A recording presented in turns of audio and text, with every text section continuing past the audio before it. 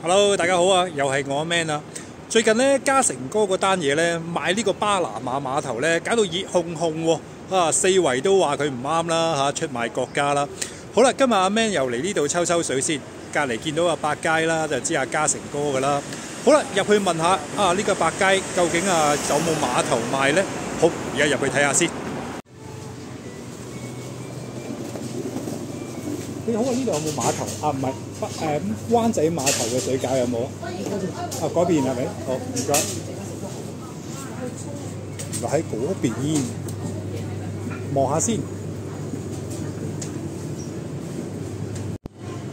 呢度巴拿馬碼頭就冇啦，灣仔碼頭嘅水餃呢就有好多嘅。灣仔碼頭呢係出名過巴拿馬碼頭喎。咁計我話啦，阿成哥。真係咁有錢，唔使買碼頭啦，灣仔碼頭呢已經賺到夠啦，係咪？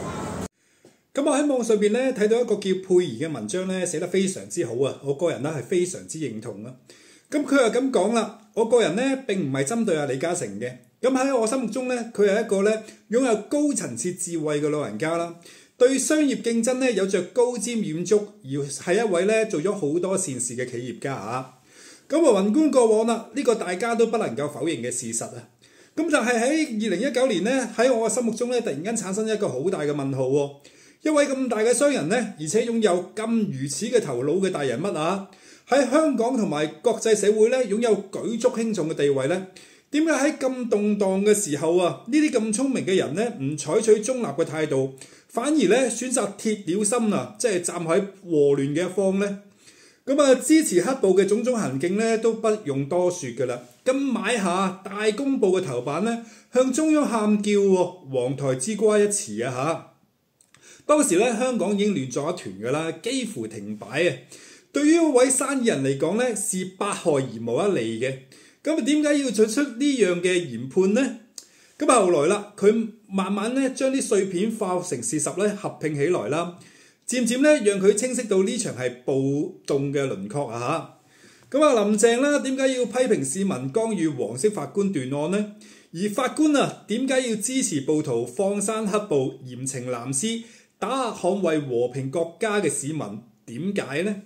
而當時個警務處長盧偉聰啦，大家知佢做過啲咩啦？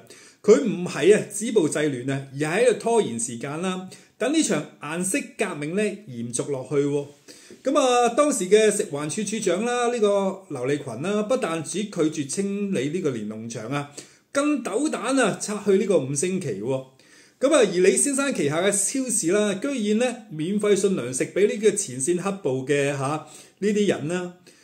面對對面海嘅蔡英文政府啦，台上台下咧都降住呢啲事喎，相信大家都記憶猶新嘅啦。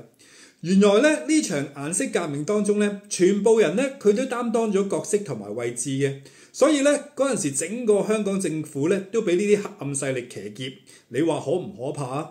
好啦，今日分享去到呢度啦，我哋下次再見啦，拜拜。